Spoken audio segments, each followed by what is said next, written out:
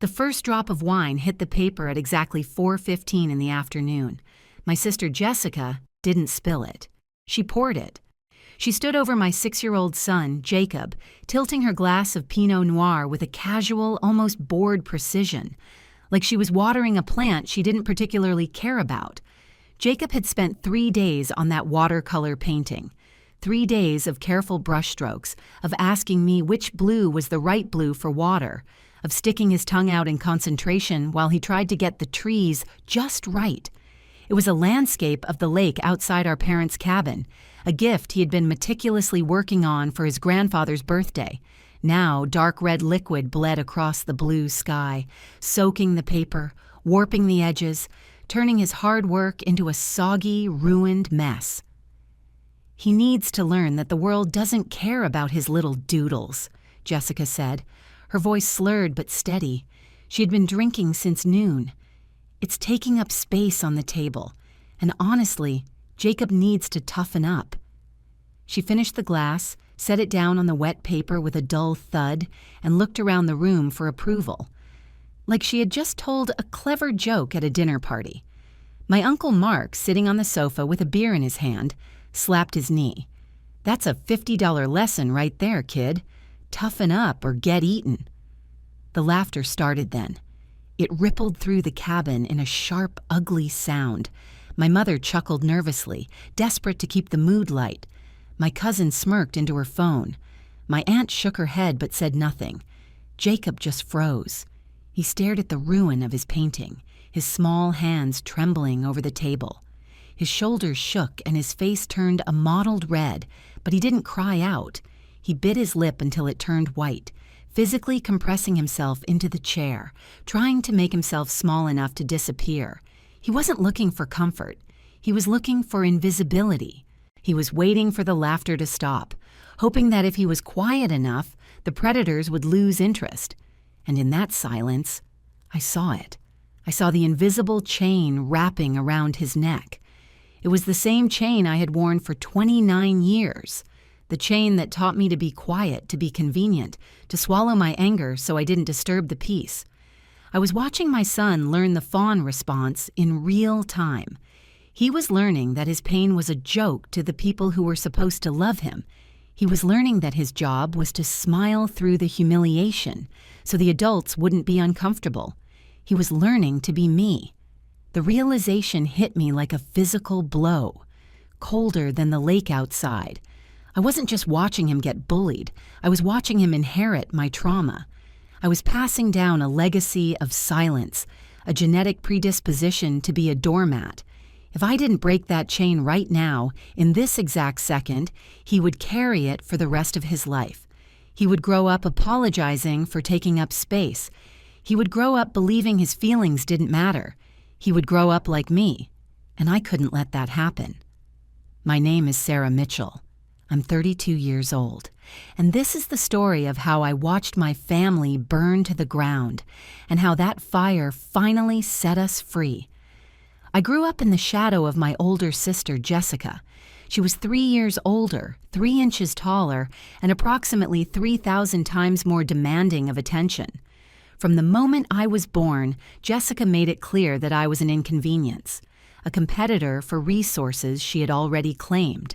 My earliest memories are of her pinching me when our parents weren't looking, of her accidentally breaking my toys, of her telling me I was adopted and nobody really wanted me. I told my mother once.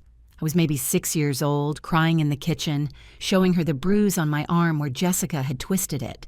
My mother, Susan, knelt down and wiped my tears with a paper towel. Her voice was soft but tired. "Jessica is just going through a phase, sweetheart. She doesn't mean it. You need to be the bigger person. Don't antagonize her."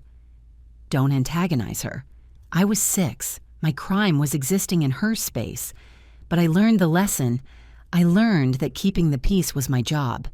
I learned that Jessica's feelings mattered more than my pain.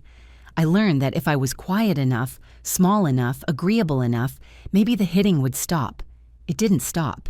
It just got more sophisticated. By high school, Jessica had perfected the art of psychological warfare. She would borrow my clothes and return them stained. She would spread rumors about me to my friends.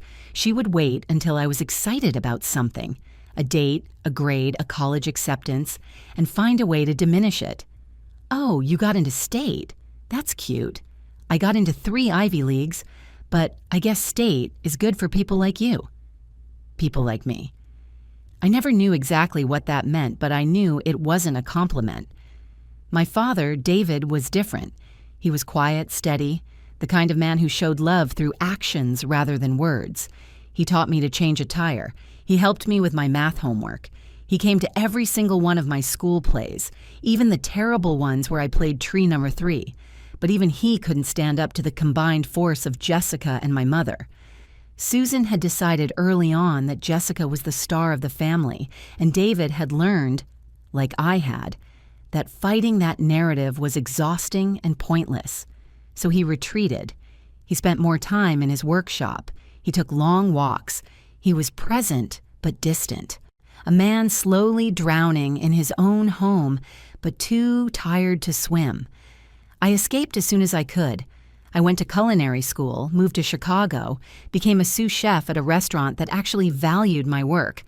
I met a man named Tom who treated me like I mattered. We got married. We had Jacob. For a few years, I thought I had broken free. I thought the chain was gone. But chains have a way of following you home for the holidays. Every Thanksgiving, every Christmas, every Labor Day weekend at the cabin, I would feel it tightening again. Jessica would make comments about my weight, my career, my parenting. My mother would rush to smooth things over, to explain that Jessica didn't mean it that way, to remind me that family is family. And I would swallow my anger. I would smile. I would keep the peace. Until the day I watched my son learn to do the same thing. Now, before we continue, if you're enjoying this story, please hit that subscribe button and tell me in the comments where you're watching from and what time it is there. I see every single comment and they mean the world to me. Thank you so much for your support. Now, back to the story. I stood up.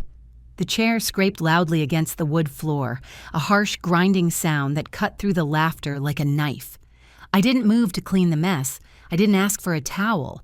I walked around the table and stood directly between Jessica and Jacob, using my body as a shield to block her view of him. I didn't look at the wine. I looked at her. And for the first time in my life, I didn't feel the urge to fix anything. I didn't feel the need to smooth over the edges or make a joke to lighten the mood. I felt the cold, hard clarity of a bridge burning down. It wasn't rage. It was accounting. I was done paying interest on a debt I never owed. "You enjoyed that," I said. My voice wasn't loud. It was flat, clinical. You enjoyed watching a 6-year-old create something, and you enjoyed destroying it. Jessica rolled her eyes, pouring herself another glass from the bottle on the sideboard. Her movements were loose, arrogant. The movements of someone who had never faced a consequence in her life. "Oh, Sarah, don't be so dramatic. It's paper." She took a long sip. I did him a favor. Now he can learn to do something useful instead of making messes. Useful, I repeated. The word tasted like iron in my mouth. The room went dead silent. Jessica's smirk faltered, her glass pausing halfway to her lips. My mother gasped, a sharp intake of air that signaled the beginning of her panic. I didn't blink. I wasn't the sous chef anymore, managing tickets and keeping the kitchen calm during a rush. I was a mother watching a predator circle her child, and I was done negotiating. I looked at my father. He was sitting at the head of the table, his hands folded over his empty plate. His face was carved from stone, unreadable to anyone who didn't know him. But I knew him. I saw the way his knuckles had turned white as he gripped his fork. I saw the muscle in his jaw jump. I saw something awakening behind his eyes, something that had been asleep for a very, very long time. Before I could say another word, my mother, Susan, rushed into action. But she didn't go to Jacob. She didn't hug the crying child. She didn't even look at him. She grabbed a handful of napkins and started frantically wiping the wine off the table. "Oh, Jessica, you're so clumsy," she chirped, her voice high and tight, vibrating with desperate manic energy. She was scrubbing the wood, ignoring the ruined painting completely. "Sarah, don't make a face. It was an accident. We can buy him a coloring book, a nice one, with stickers." She looked up at us, her smile stretched too thin, her eyes pleading. "Let's just have a nice dinner, please. It's Labor Day. We're family." I watched her, and the pity I usually felt evaporated like morning dew. I realized then that my mother wasn't confused. She wasn't helpless. She wasn't a victim of circumstances. She was an addict. She was addicted to the illusion of a happy family, and she was willing to pay any price to maintain it. But she never paid the price herself. She taxed us. She taxed the good children, the quiet ones, the ones who wouldn't scream. She sacrificed our dignity to appease the monster because Jessica was the only one who threatened to burn the house down. Susan would let Jacob bleed just to keep the carpet clean. "Exactly," Jessica said, emboldened by our mother's defense. She leaned back, swirling her wine like she was in a commercial for terrible people. "He's too soft. Sarah babies him. I'm doing him a favor, teaching him how the real world works." That was it, the snap of the final thread. My father, David, stood up. He didn't do it quickly. He did it with the slow, creaking heaviness of an old building finally giving way. 67 years of patience, of silence, of swallowed words. All of it shifting, crumbling, collapsing into rubble. He walked over to the mantel where a rustic wooden sign hung. The words, "Family is forever," were painted in cursive script. My mother had bought it at a craft fair 15 years ago. She loved that sign. She pointed to it whenever anyone complained about Jessica's behavior. David stared at it for a long second. Then he lifted it off the wall, walked to the fireplace, and dropped it into the flames. The wood caught immediately. The cursive letters blackened and curled. "David!" my mother shrieked. "What are you doing? That was handmade." He turned to face her. His eyes were calm, but there was something terrifying in that calm, the stillness before an earthquake. "You wiped the table," he said.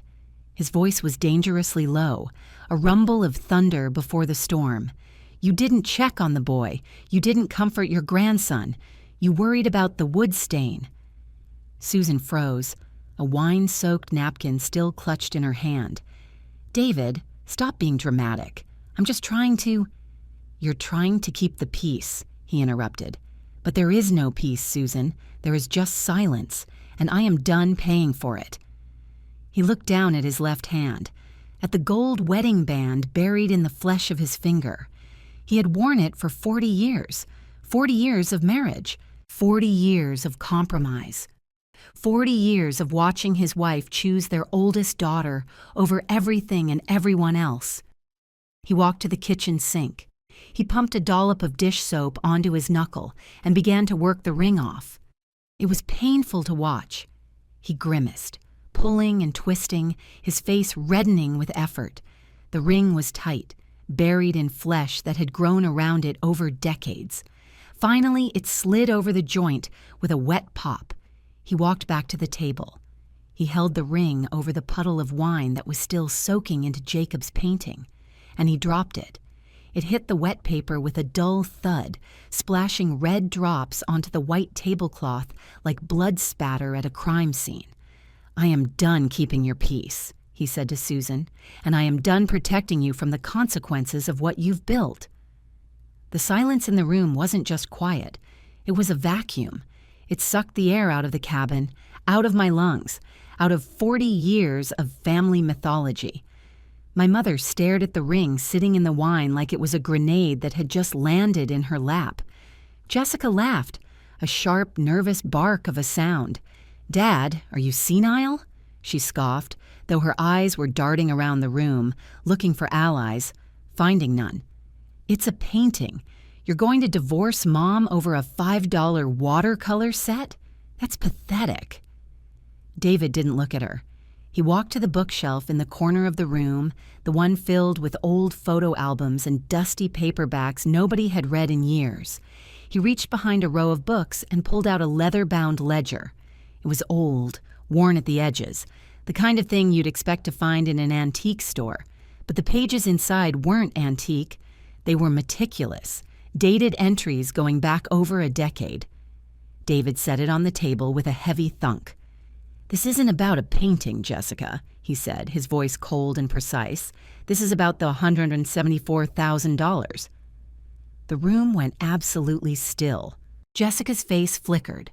Confusion, then concern, then something that looked a lot like fear. "What are you talking about?" she said, but her voice had lost its edge.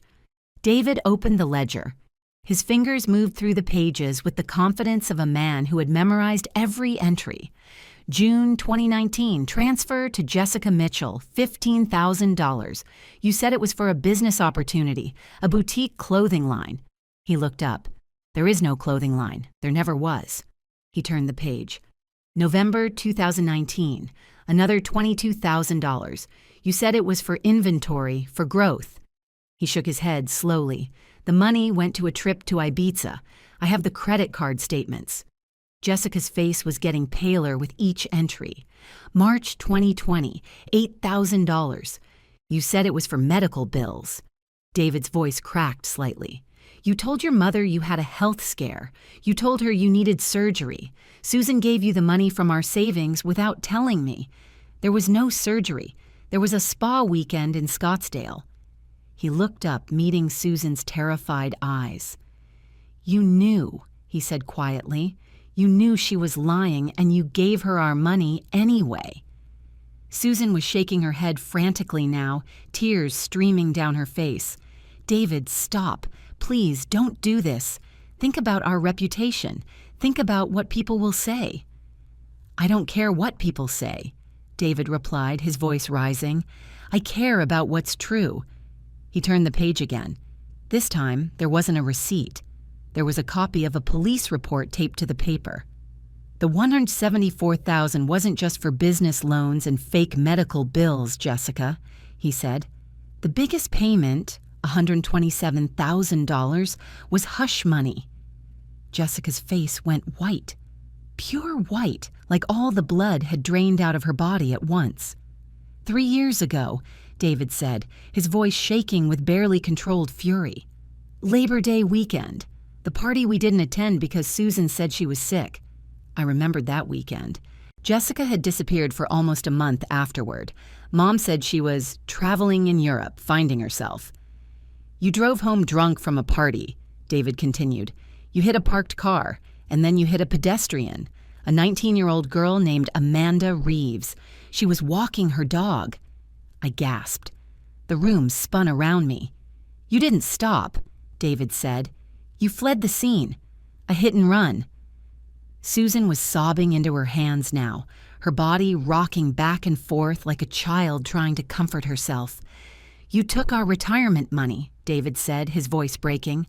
$127,000 to a lawyer to make it go away, $32,000 to the victim's family to keep it out of civil court, $15,000 to an auto body shop to fix the damage off the books. He slammed the ledger shut. The sound echoed like a gunshot in the small cabin. "You stole our future to cover up a crime, and then you let her sit here, at this table, and mock a 6-year-old boy for painting a picture. You let her destroy his work because you taught her that destruction has no consequences." He looked at Jessica, who had gone completely still. Her mouth was opening and closing, but no sound came out. "You aren't a businesswoman, Jessica. You aren't an influencer. You aren't a success story." His voice dropped to a whisper that was somehow more devastating than a shout. "You are a criminal, and your mother is your accomplice." The silence that followed was heavy, suffocating. It was the sound of a family myth dying. It was the sound of 40 years of lies collapsing under their own weight.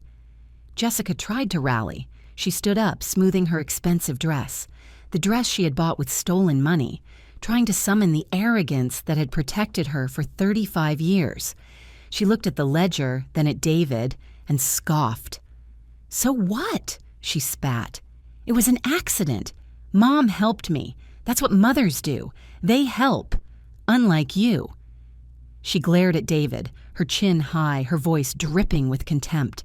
You're just jealous because Mom loves me more. I don't need your money. I have my own brand. I have my own followers. I have sponsors and partnerships and a future. I don't need this dusty old cabin anyway." David looked at her. There was no anger in his face anymore, just a cold, detached pity. It wasn't the look of a father looking at a daughter. It was the look of an engineer examining a condemned building. "You have nothing, Jessica." He reached into the back of the ledger and pulled out a folded document. He placed it on the table, right next to his discarded wedding ring and the ruined painting. "This cabin is in my name. It was my inheritance from my father.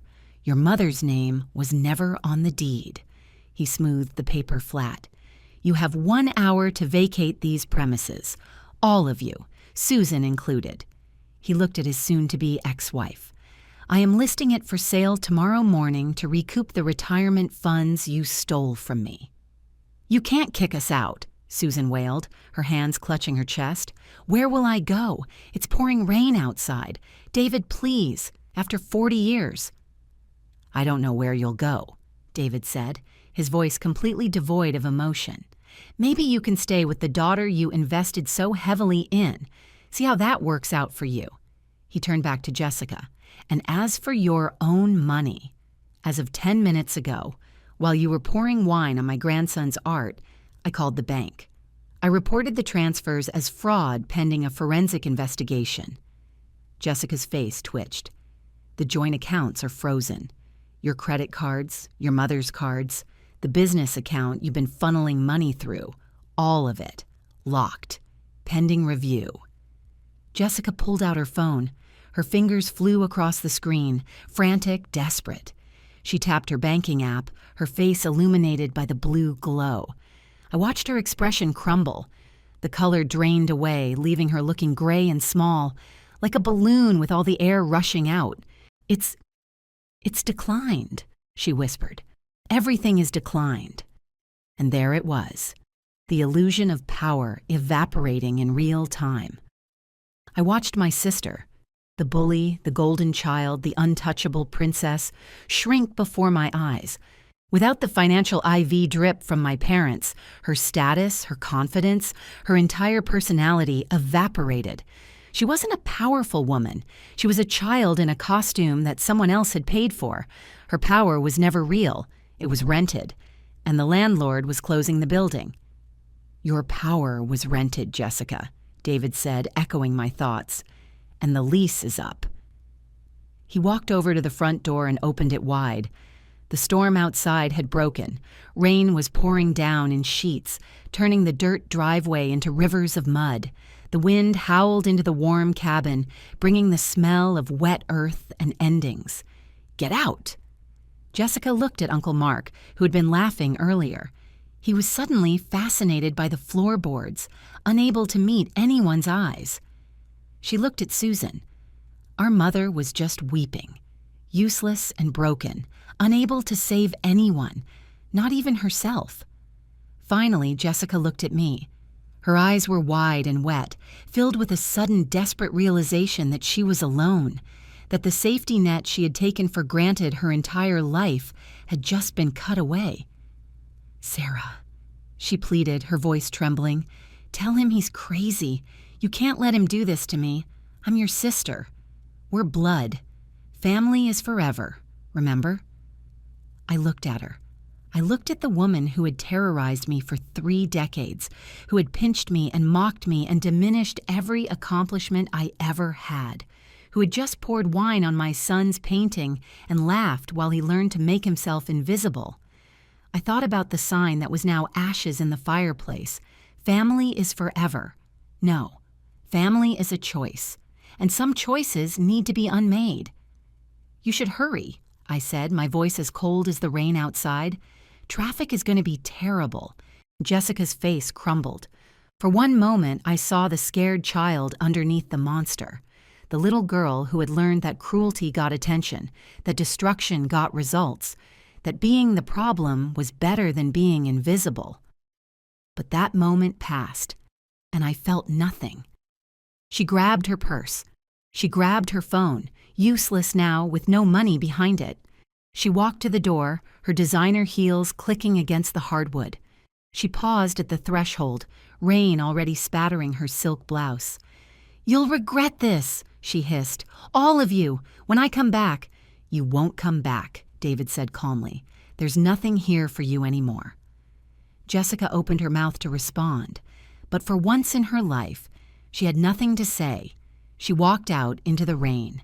Susan followed a few minutes later, still sobbing, still clutching her chest, still playing the victim in a disaster she had architected.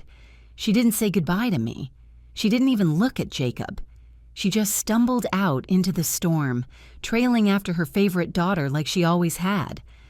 The door closed behind them, and for the first time in 29 years, the cabin was quiet, really quiet.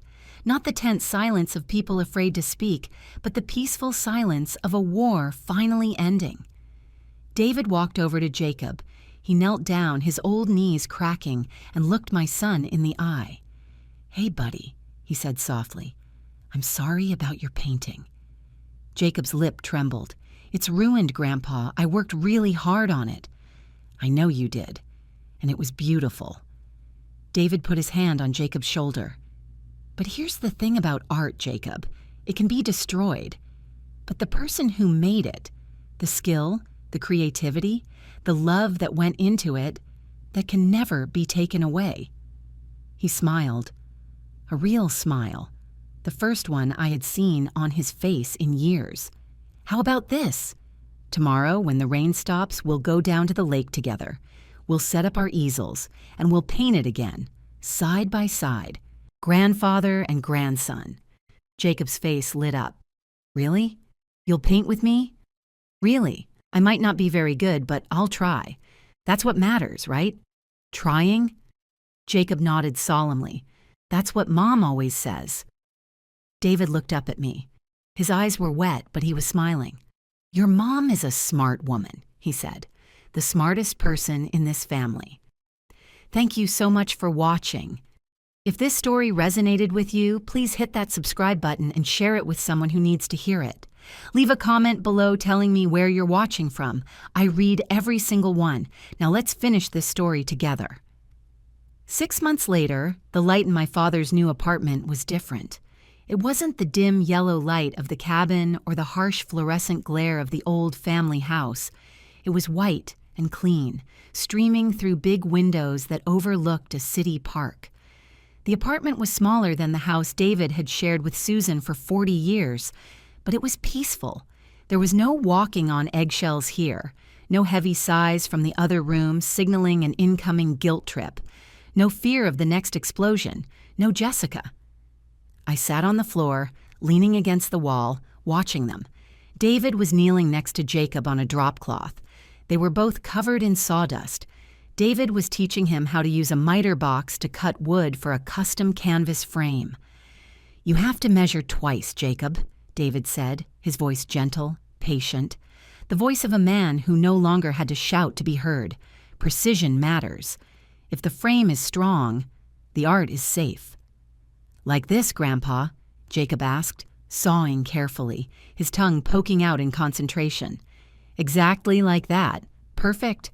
I smiled, watching them. The painting they were framing was new, another landscape of the lake painted during their trip together last month. It was better than the first one. Jacob had learned some new techniques. David had contributed a few brushstrokes of his own. It hung on David's wall now, in a place of honor. The first piece of art in his new, peaceful life. My mother, Susan, was living in a small condo 2 towns over. She sent letters sometimes, long, rambling screeds written on expensive stationery, blaming us for ruining the family, for embarrassing her at church, for being cruel. I burned them in the sink without reading past the first line. She was still trying to tax us for a piece that didn't exist, but we had stopped paying. Jessica was working retail at a mall kiosk, selling phone cases for $12 an hour. The fraud investigation had triggered a tax audit, and she was drowning in legal fees. She'd had to sell her car, the BMW she'd bought with our parents' retirement money. She'd moved into a studio apartment with a roommate. The hit-and-run case had been reopened. Amanda Reeves, the girl Jessica had hit, had permanent damage to her leg. She walked with a limp now. She had been 19 years old, walking her dog on a summer night, and my sister had left her bleeding on the pavement. There would be a trial. There would be consequences. For the first time in 35 years, Jessica was facing a world that didn't care about her excuses. I didn't feel satisfaction. I didn't feel vindication. I just felt free. I looked at my son. He wasn't flinching anymore. He wasn't hiding under tables or making himself small. He was making a mess with glue and wood and sawdust, and he was laughing when he spilled something. He didn't freeze when he made a mistake.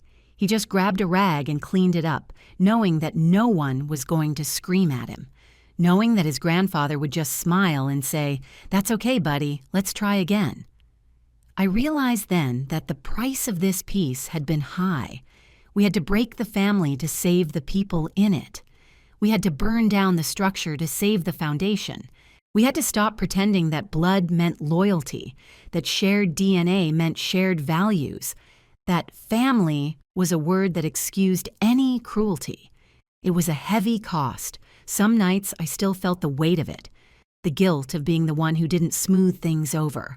The strange grief of losing a mother and sister who were still technically alive. But then I would look at my father's relaxed shoulders. I would look at my son's easy, unburdened smile. I would feel the absence of fear in my own chest. And I knew it was the best bargain I ever made. David finished helping Jacob with the frame. They held it up together, admiring their work. "What do you think?" David asked. "Good enough for a masterpiece?" Jacob grinned. "It's perfect, Grandpa." "It really is," I said from my spot on the floor. David looked at me. His eyes were clear, peaceful, the eyes of a man who had finally stopped drowning. "Thank you, Sarah," he said quietly. "For what?" "For standing up.